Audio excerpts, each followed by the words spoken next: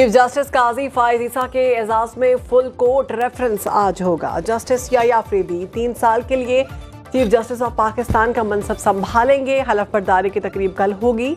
Chief justice काजी फायज ईसा के एजाज में supreme court bar और पाकिस्तान बार काउंसिल का इशाया। नए chief justice Yahya Afridi, justice Musarrat Hilali, justice Naeem Afghan, justice Jamal Mandokhail की शिरकत, justice Aminuddin Khan, justice Ateeq Abbasi, justice Mohammad Ali Mazhar, justice Shahid Bilal Hasan शामिल। हाई कोर्ट के चीफ जस्टिस और दीगर जजेस की भी शिरकत। काजी फायज ईसा 13 माह 8 दिन चीफ जस्टिस ऑफ पाकिस्तान के ओहदे पर फाइज रहे। चीफ जस्टिस काजी फायज ईसा के बगैर 26वीं आईनी तरमीम मुमकिन नहीं थी। काले साम के नाम पर पूरा अमल मुतनाज़ा बनाने की कोशिश की गई। Chairman Peoples Party Bilawal Bhutto Zardari का बरतानवी नशरियाती इदारे को इंटरव्यू। बोले जो इख्तियारात आईनी अदालत को मिलना थे वो आईनी बेंच को मिल गए। हुकूमत चाहती थी फौजी अमलाक पर हमला करने वालों का ट्रायल मिलिट्री कोर्ट में हो।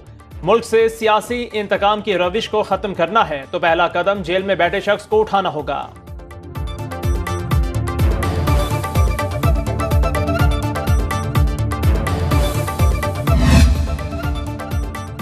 वफाकी वजीर कानून आजम नज़ीर तारड़ कहते हैं नई चीफ जस्टिस के हलफ के बाद आईनी बेंच तश्कील दिया जाएगा। आईनी बेंच अगले हफ्ते से काम शुरू कर देंगे। चीफ जस्टिस याह्या अफरीदी हलफ के बाद इजलास बुलाएंगे तो आईनी बेंच की तश्कील होगी। आईनी बेंच में तमाम सूबों से मसावी तादाद में जजेस तैनात किए जाएंगे।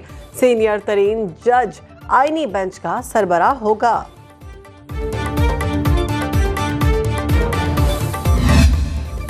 जस्टिस मंसूर अली शाह को आईनी बेंच का सरबराह नहीं बनने देंगे। वजीर आजम के मुशीर सियासी अमूर राना सनाउल्लाह का 2 टोक ऐलान। बरतानवी नशरियाती इदारे को इंटरव्यू में एतराफ़ किया कि हुकूमत ने जस्टिस मंसूर अली शाह का रास्ता रोका। जस्टिस मंसूर अली शाह की राह में हुकूमत नहीं, PTI ने रुकावट डाली।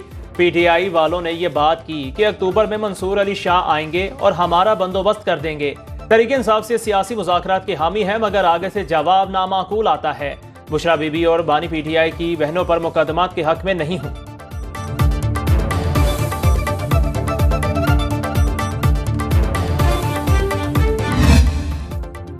बानी PTI की अहलिया बुशरा बीबी तोशाखाना 2 केस में जमानत पर रिहा।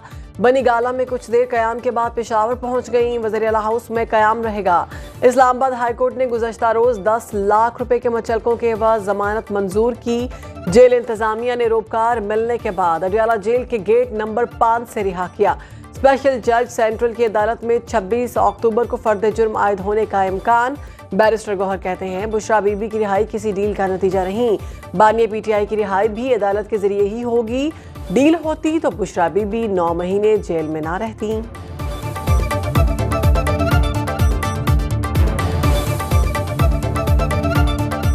मैं एक बात की आपको तरदीद करूं, जो कहा जा रहा है कि कोई डील हुई है। अगर डील कोई किसी तरीके से करना होता कि डील के नतीजे में रिहाई मुमकिन होती तो वो 9 महीने जेल में न रहती। खान साहब ये 16 महीने से जेल में न होते।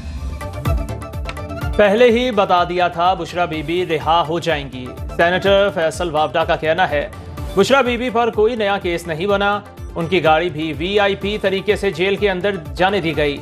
सिंध के सूबाई वजीर नासिर हुसैन शाह कहते हैं डील हुई या नहीं इस बात की खुशी है कि बुशरा बीबी रिहा हो गई।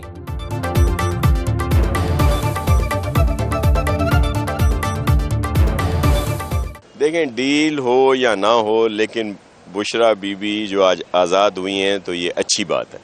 हम पहले भी इस पे खुश नहीं थे कि बुशरा बीबी कैद हुई, क्योंकि ख़वातीन की हम इज़्ज़त करते हैं और बीबी शहीद का फ़लसफ़े पे हम चलते हैं।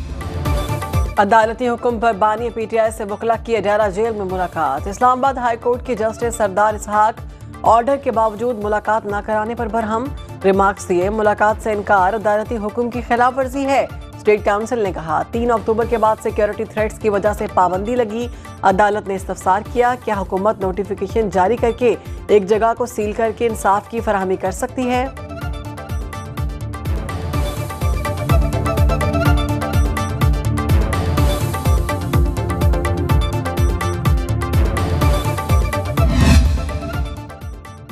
इस्लामाबाद हाई कोर्ट का बानी PTI के चेकअप के लिए मेडिकल बोर्ड तश्कील देने का हुक्म। ज़ाती मौलिज डॉक्टर फैसल को भी शामिल करने की हिदायत। जस्टिस मियां गुल हसन औरंगजेब ने फैसला जारी कर दिया। फैसले के मुताबिक एग्जीक्यूटिव डायरेक्टर पिम्स बानी पीटीआई के तिब्बी मुआयने के लिए बोर्ड तश्कील देकर रिपोर्ट रजिस्ट्रार ऑफिस में जमा कराएं। अदालती ऑर्डर की कॉपी सुप्रिंटेंडेंट अडियाला जेल को भी अमल दरामद के लिए भेजी जाए। बानी पीटीआई की दरख्वास्त हिदायत के साथ निपटाई जाती हैं।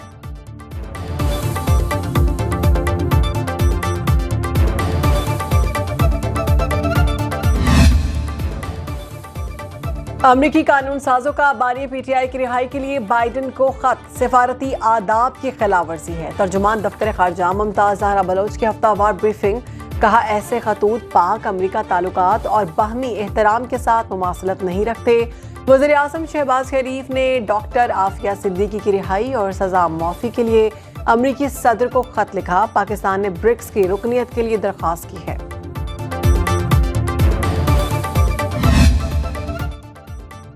नवाज शरीफ की लंदन रवानगी के प्रोग्राम में तब्दीली, सदर मुस्लिम लीग आज दुबई रवाना होंगे। नून लीगी ज़राए के मुताबिक नवाज शरीफ के बरतानिया जाने का ताहाल हतमी फैसला नहीं हुआ। लंदन जाने पर नून लीग बरतानिया नवाज शरीफ का पुरजोश इस्तकबाल करेगी।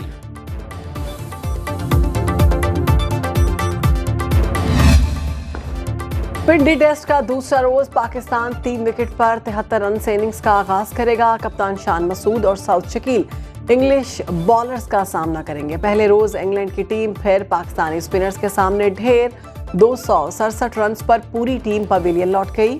साजिद खान ने 6, नुमान अली 3 और जाहिद महमूद ने 1 विकेट हासिल की। इंग्लैंड के विकेट कीपर जेम्स स्मिथ 89 और बेन डकेट 52 रन बनाकर नुमाया रहे।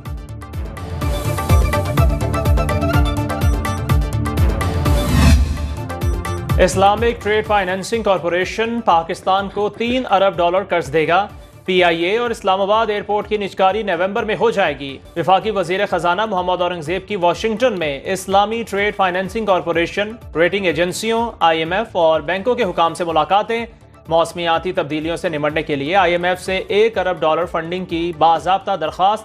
पाकिस्तान ने RST सहूलत के तहत फंड्स मांगे हैं।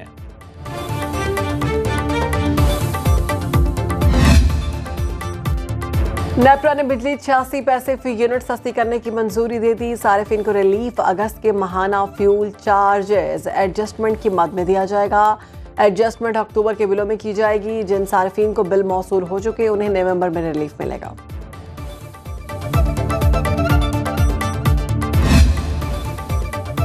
लाहौर की आलूदा फिजा में सांस लेना भी मुहाल। शेखुपुरा, फैसलाबाद और गिरदनवाब में सुबह के औकात में स्मोक की पेशगोई। तिबी माहिरीन की शहरियों को एहतियाती तदाबीर इख्तियार करने की हिदायत।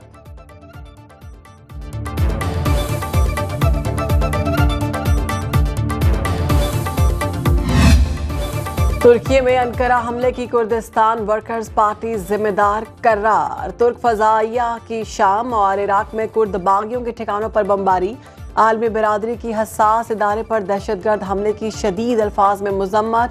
अमरीकी कौमी सलामती के मुशीर जान करबी सेक्रेटरी जनरल अक़वाम मुत्तहिदा एंटोनियो गुतेरेस का इजहार तशवीश। नेटो, यूरोपीय यूनियन, रूस और दीगर ममालिक की भी मजम्मत।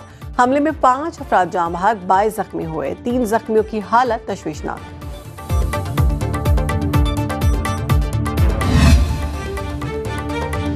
मशरिक़ वुस्ता में इसराइली जारहियत तवालत इख्तियार कर गई। सेहूनी फौज ने ताज़ा हमलों में मजीद 55 फ़लस्तीनियों को शहीद कर दिया। 132 जख्मी। 7 अक्टूबर 2023 से अब तक शहदा की तादाद 42,847 हो गई। बैरूत में इसराइली बमबारी से कई इमारतें मलबे का ढेर बन गईं। लबनान में 48 घंटे के दौरान 3 मकामी कमांडर्स और 70 कारकुनों की शहादत। अरब मीडिया के मुताबिक हाशिम सफ़ीउद्दीन इसराइली बमबारी से नहीं, दम घुटने से शहीद हुए। हिजबुल्लाह का एक हफ्ते में 70 इसराइली फौजियों को हलाक करने का दावा। इसराइल ने 50 फौजियों के मारे जाने की तस्दीक कर दी। रूस में होने वाले ब्रिक्स इजलास में मशरिक़ वुस्ता की सूरत हाल पर तशवीश का इजहार।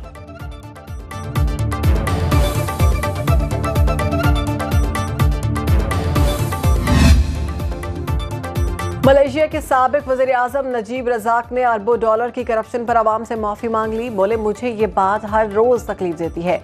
2009 में नजीब हुकूमत पर 4.5 अरब डॉलर की करप्शन और मनी लॉन्ड्रिंग का इल्ज़ाम लगा। नजीब रज़ाक के खिलाफ 6 ममालिक में तहकीकात की जा रही हैं। अदालत ने 2022 में मुजरिम करार देते हुए सजा सुनाई। नजीब रज़ाक इस वक्त जेल में कैद काट रहे हैं।